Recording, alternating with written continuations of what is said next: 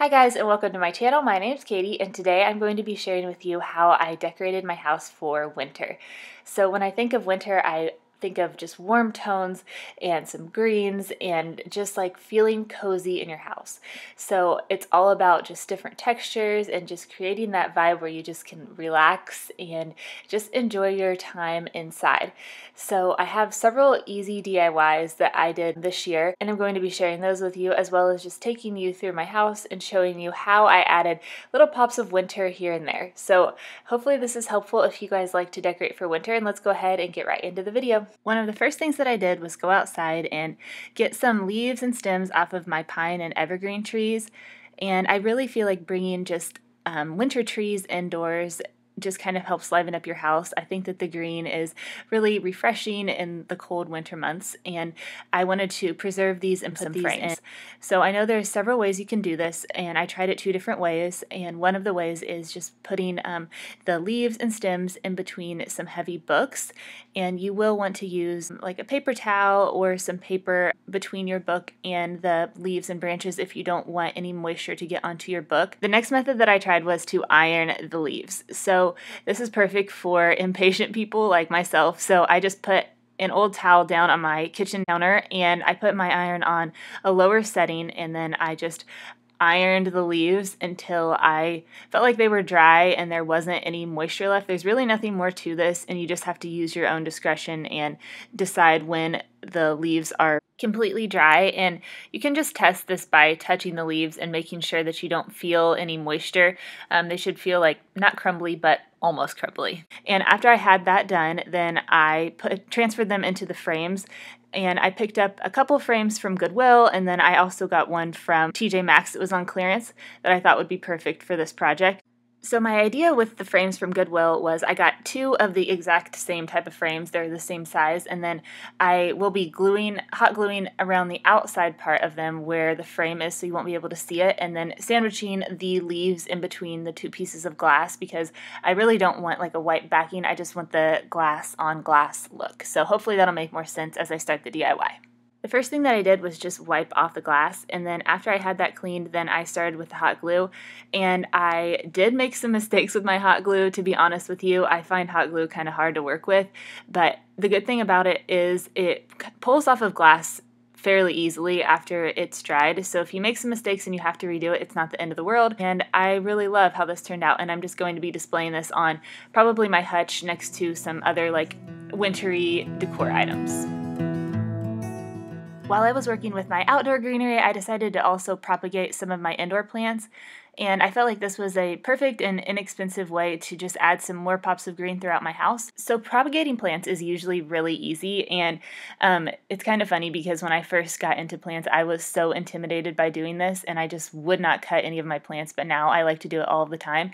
So I'm propagating my pothos plant, and I'm just cutting about a 1/2 inch below the nodes, and then I will remove the leaves that are attached to the node and then just put that. You can either put it directly into soil or you can place it into water, which is what I'm going to be doing.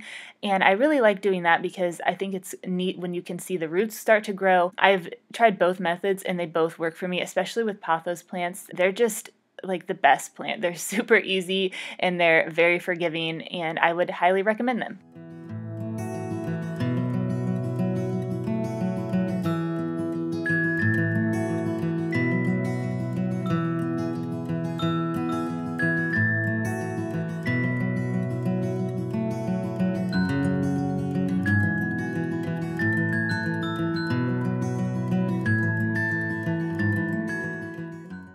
I also decided to use this toothbrush holder that I wasn't using to make a little planter. So I just added water into this, and then I put a couple of the stems from the evergreen tree that I had collected outside right into this, and I think it looks super cute.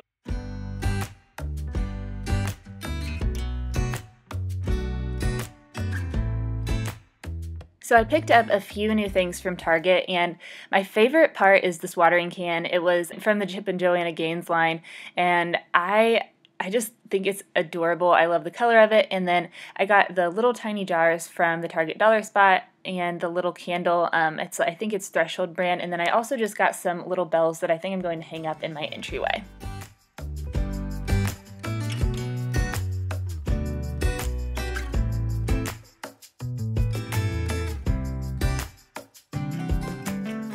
I also got this wooden serving tray from TJ Maxx. It was also on clearance, and then I put my watering can right on top of that, but if you guys don't already know, I have a ton of plants, so this watering can is definitely not just for looks. I will use this all the time. I also got this black lamp from Target, and I really just love the look of lamps, especially in the evening time. I think that they just provide a much nicer, softer glow than overhead lighting.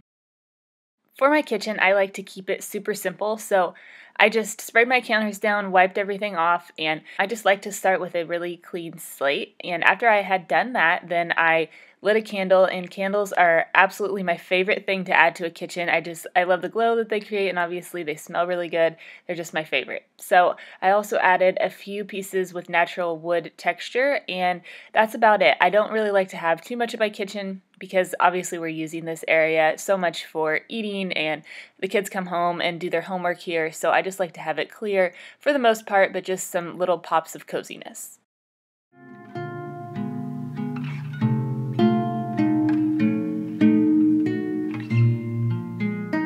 I had some extra cutie oranges that we weren't going to eat, so I sliced these up thinly and I preheated my oven to 250 degrees, and then I just laid the slices onto the baking tray, and you have to turn these about every 20 minutes. That's the only thing that's kind of a pain, and it does take a few hours. If you don't turn them, they can get a lot of brown or dark spots on them, and I like to just be able to retain a lot of that vibrant orange color.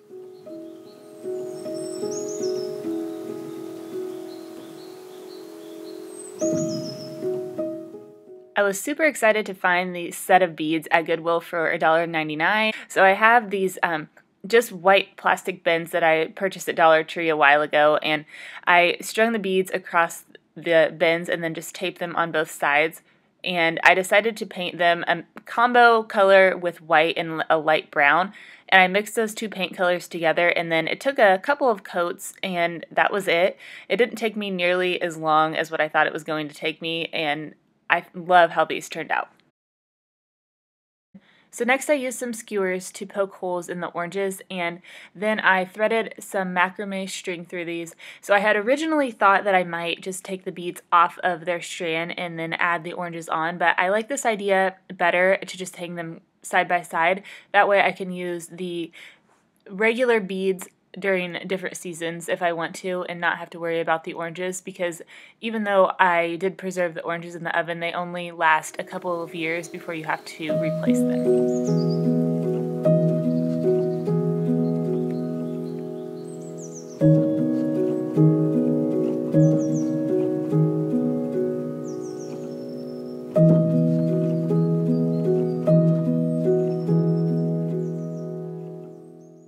So these little wooden houses that I got from Target have become kind of a staple for me in my living room area.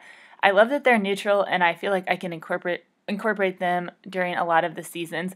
I actually really like that when I'm looking for decor because it feels a lot less wasteful, and it's something that I really love and I can use not maybe the entire year, but at least a good portion of it. And I like to just set these up in kind of a configuration that looks like a cozy little village. And then I have a couple little trees that I like to put around them, just little bottle trees, and I think that it looks cozy and perfect for winter or for Christmas, and I just love that.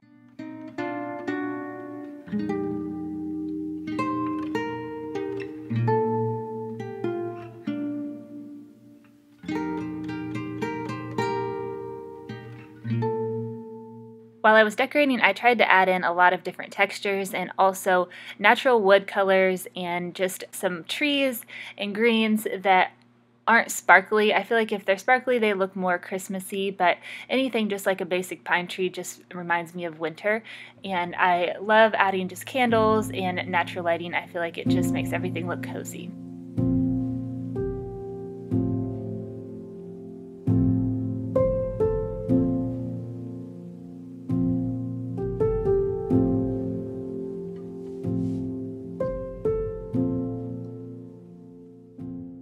I got this frame from Goodwill, and I really picked it up because I love the color of it and just the design, and I didn't even look at the back and realize that it wasn't like super easy to remove.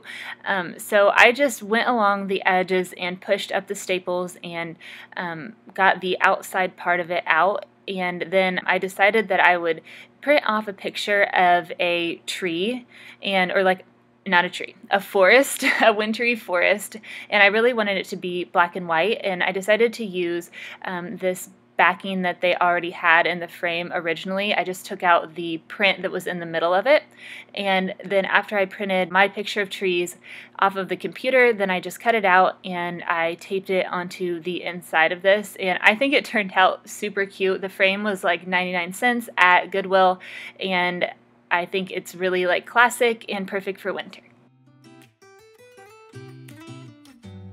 And that is the end of today's video. Thank you all so much for watching, and I hope you're having a cozy winter.